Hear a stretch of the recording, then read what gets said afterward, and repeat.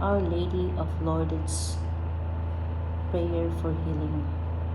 O ever Immaculate Virgin, Mother of Mercy, health of the sick, refuge of sinners, comforter of the afflicted, you know my wants, my troubles, my sufferings. Look with mercy on me.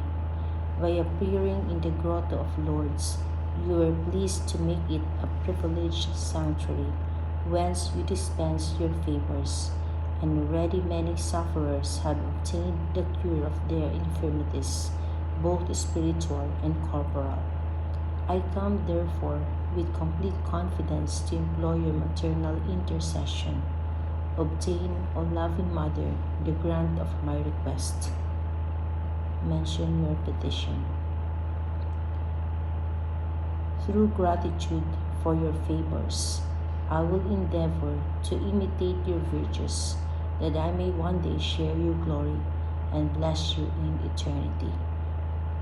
Our Father, who art in heaven, hallowed be thy name. Thy kingdom come, thy will be done on earth as it is in heaven.